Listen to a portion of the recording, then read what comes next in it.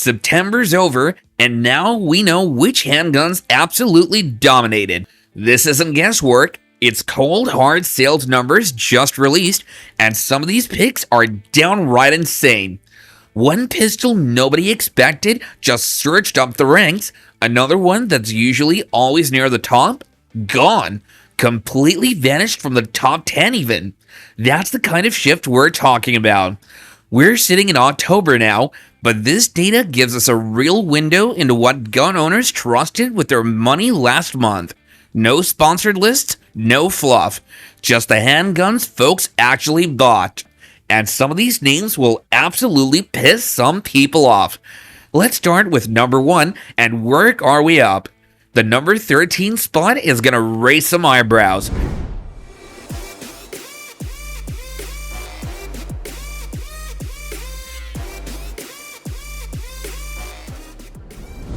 September didn't hand the Glock 19 Gen 5 a crown, it snatched it. Clean, brutal, and inevitable. Forget the hype, because there wasn't any. No influencer push, no sales tag, just raw numbers stacking higher than anyone else. Dealers weren't bragging, they were exhausted. One shop owner even told me, I don't even bother putting them in the case anymore. Folks call ahead, I take the money, and by the time the truck leaves, they're already gone. That's not a trend, that's a chokehold. This pistol didn't climb up by accident. Cops still use it, trainers still reach for it when a new shooter walks in the room, and buyers, even the ones who roll their eyes at boring Glock, still circle back. Because the 19 does what every other pistol is trying to prove. It just runs day after day, box after box. September crowned a lot of surprises lower down the list, but at the top, there was no drama. The standard stayed the standard. And maybe that's the real problem. When a pistol rules this long, you stop asking if it's perfect, you just accept the throne. Ask any dealer what moved fastest in September, and they'll tell you about a strange thing that kept happening. Folks walked in dead set against the SIG X Macro, said it was overpriced, said it was just a stretched gimmick from the old P365. Some swore they were only there for a Glock or a shield. But a half hour later, they were walking out with the SIG box under their arm. That's the secret behind September's bestseller. It didn't win over fanboys, it broke down doubters. People didn't want to like it, but the second they wrapped their hand around the grip, felt the balance, saw that 17-round Mac in a slim frame, the fight was over. I watched it myself. Guy at the counter trash-talked it the whole time. Too expensive, too flashy, I'd never. Clerk let him dry fire it once, silence, then a nod, and then his card was out. That right there is why shelves went bare all month. The X Macro wasn't carried to number 2 by hype or giveaways. It was dragged there by shooters who swore they wouldn't touch it until they did. And if a pistol that polarizing could still own September like this, then whatever sits at number 1 must have been unstoppable. Ask around at the range this September and you'll hear it. SIG owners couldn't stop bringing up the P320 right up until someone laid down a P10C. That's when the noise died. I watched it myself. Fella runs his P320 proud as can be. Bragged on the modular frame, the army contract, the real deal. First mag downrange, groups were fine. Not bad, just nothing that made the room stop. Next bench over, the P10C cracked off 5. Paper came back with one ragged hole chewed through the middle. Nobody spoke. Even the SIG guy's grin faded quick, cause the truth don't need volume, it was stapled right there on the target. Dealers felt it too all month. Every time I get one, it's gone before I even dust the glass, one shop owner told me. Shelves that stay stocked with SIGs were running dry on CZs. That ain't marketing, that's proof. And here's the part nobody wants to admit. The P10C sells like a budget pistol, but runs like a premium one. That's why it muscled its way to number 3. If this rattled sick boys this bad in September, what's waiting higher up the list might sting worse.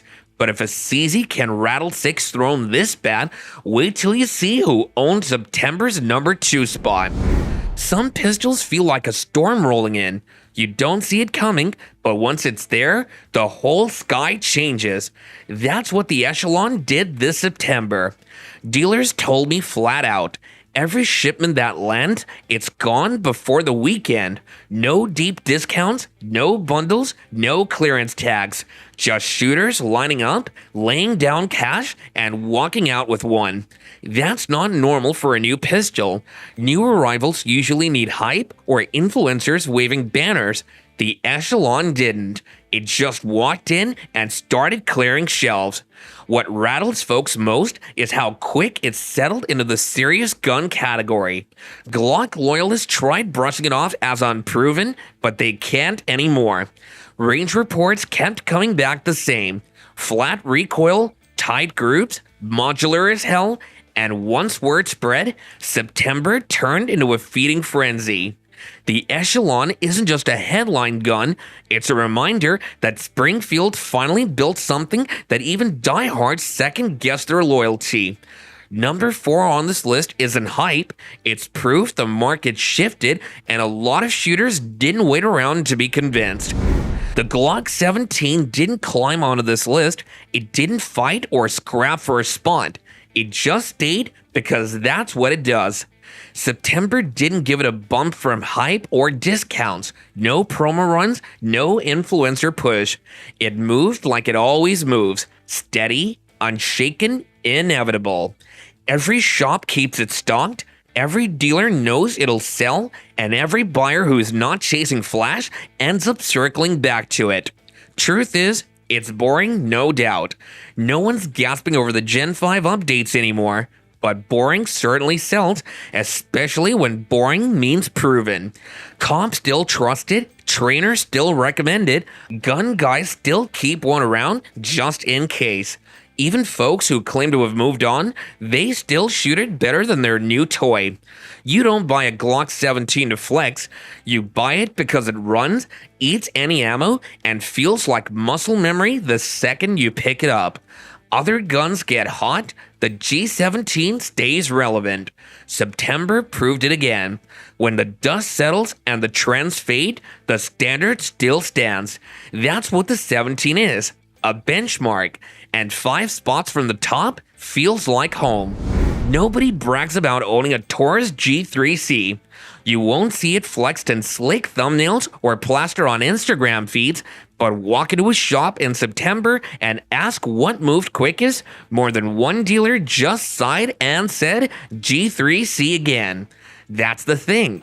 It's not perfect, and everybody knows it.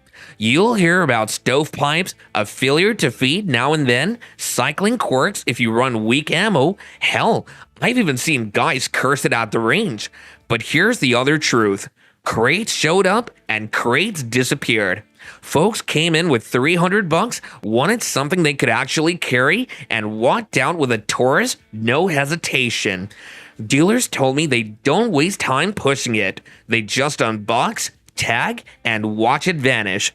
Buyers aren't fooled into thinking it's flawless. They're buying because it's accessible. It works enough, it hits center when you do your part, and it doesn't break the rent money. And that's why September kept the G3C high on the list. Prideful shooters sneer all they want, but numbers don't care about pride. They care about who's actually walking out the door with steel in their hand. This pistol shouldn't even still be here, but it is, and September proved it. Plenty of folks thought the Shield Plus was done. Too plain, too old, too many newer toys stealing the spotlight. But then, dealers ran early fall promos and buyers jumped like it was the last train out. Numbers spiked, and suddenly, the Shield Plus climbed right back into the top 10. Why, you ask? Comfort sells. Not hype, not flash, comfort. Buyers don't brag about it online, don't flex at the range. They just need a pistol that tucks under a t-shirt, carries light, and still gives them more rounds than the old single stack days. That's the motive. That's why it keeps moving. Dealers love it too, even if they won't say it out loud. Stock arrives, stock vanishes. It's reliable money on the till, no drama.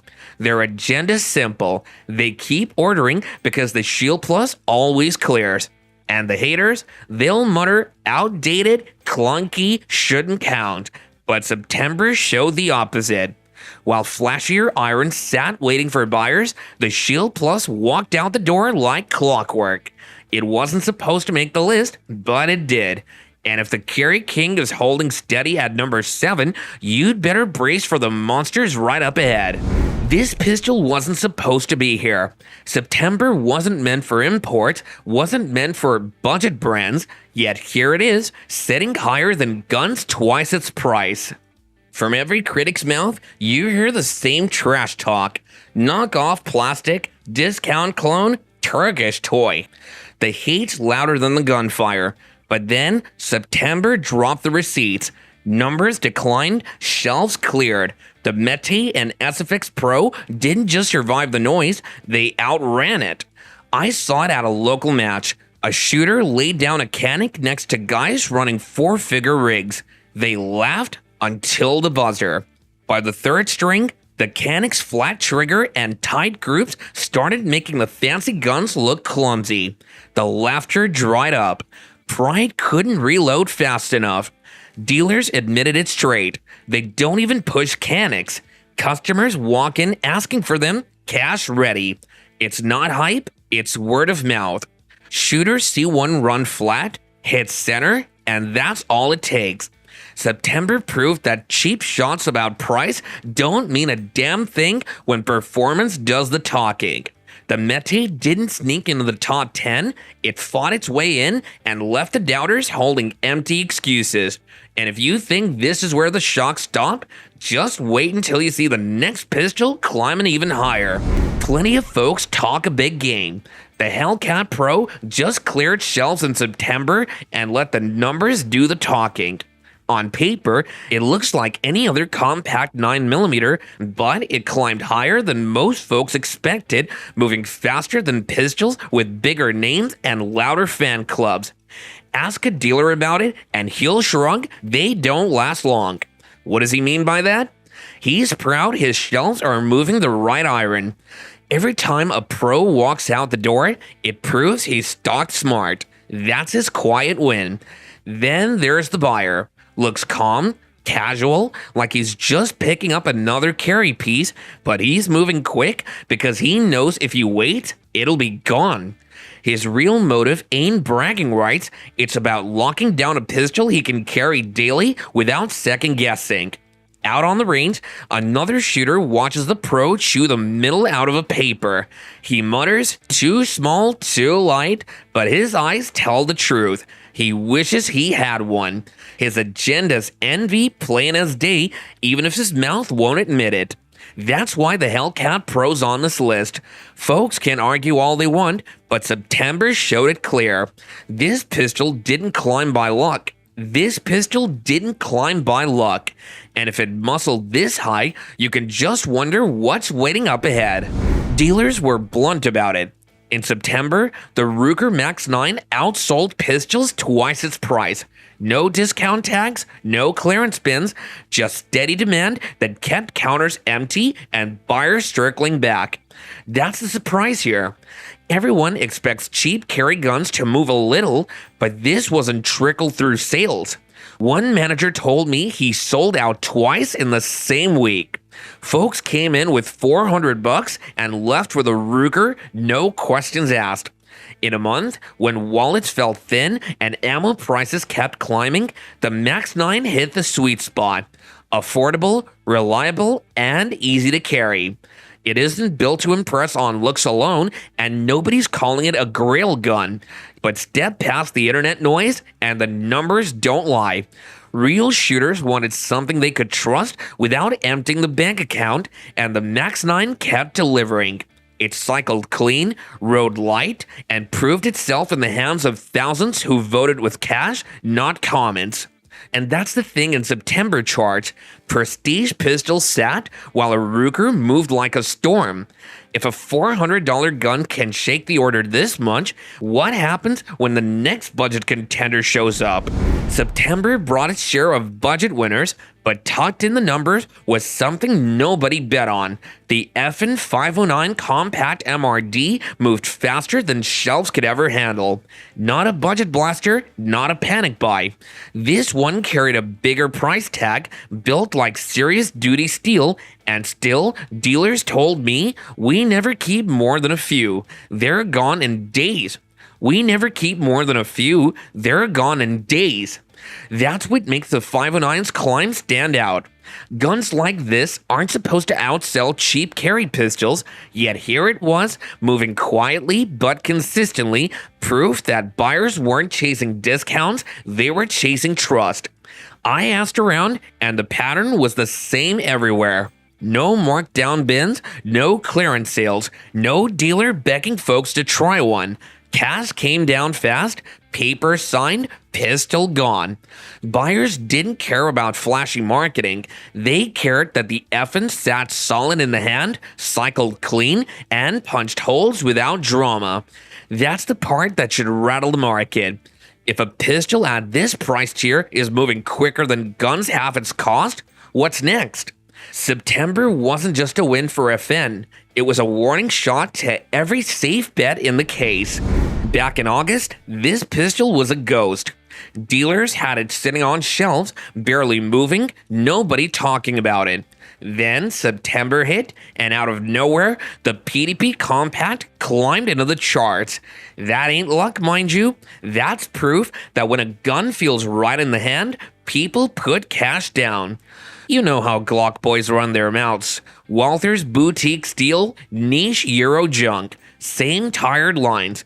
But at the range, that noise don't last. The grip's natural, the trigger's clean, and the gun just runs flat. I've seen guys carrying Glock 19s quietly shift over to the PDP Compact without saying a word. That tells you more than any fanboy rant ever could. Reports from Guns.com and Shot Business even showed it pushing past a few Rugers and Tauruses in September. That's not nothing. These brands usually flood the budget shelves, but the PDP Compact still carved its way in. That's word of mouth doing the work. August ignored it, September proved it. No hype, no noise. The PDP Compact earned its place the old-fashioned way, one trigger pull at a time. And if a so-called niche pistol can climb like that, just wait till you see who's sitting ahead of it. Every sales chart has that one pistol everyone swears is finished, and yet it keeps popping back up. September's stubborn survivor, the Glock 43X. Supposed to be buried by the sick P365, supposed to be outshined by the Hellcat, but the numbers prove it's still standing tall. Guns.com and a couple of dealer reports showed it moving steady, not blowing the roof off, but strong enough to hold its spot. That shocked a lot of folks, because for years, people have hollered that the P365 killed a slimline Glock. Springfield's Hellcat Pro was supposed to finish it off too, yet here we are in 2025 and the 43X refuses to fade. Why? Simple. It's Glock. Walk into any gun store in America and you'll see a 43X sitting in the case. They're familiar, they're everywhere, and every holster company's already got one for it. That matters more than internet arguments. Buyers don't grab it because it's the best, they grab it because it's the safest bet. Does it shoot softer than a P365? Not really. More comfortable to carry than a Hellcat? But it's Glock. Reliable, easy to resell, and carrying a name folks trust. September proved the 43X is still paying Glock's rent. Some pistols never chase trends. They don't need TikTok hype, Gen 5 updates, or some optic-ready gimmick. The Beretta 92 has been around long enough to watch Fats rise and fall, and in September 2025, it's still sold like a pistol that refuses to die.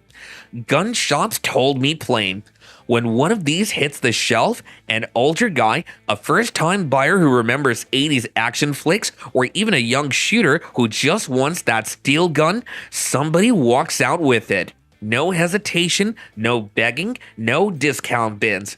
Beretta still pulls steady cash. It's heavy, it's big, and by modern CCW standards, it ain't practical. But that's exactly why it keeps moving. Folks trust what's already proven in war zones and police holsters worldwide. Some pick it for nostalgia, some for durability, some just because they're tired of polymer toys and want to feel real steel again. And that's the quiet sting for Glock fans. No matter how many polymer updates roll out, this Beretta still drags buyers back every damn month. September proved it again. Steel doesn't fade, it outlasts. So those were the 13 handguns that ruled September 2025, and they weren't all safe bets. People made some bold moves last month, and a few brands came out swinging harder than we'd seen in years. But October's already telling a different story. New releases, price drops, and wild demand spikes are shaking up everything. You want me to cover what's rising this month? Drop a comment and we'll go deeper. Until then, buy smart, shoot straighter, and never trust hype over real-world proof.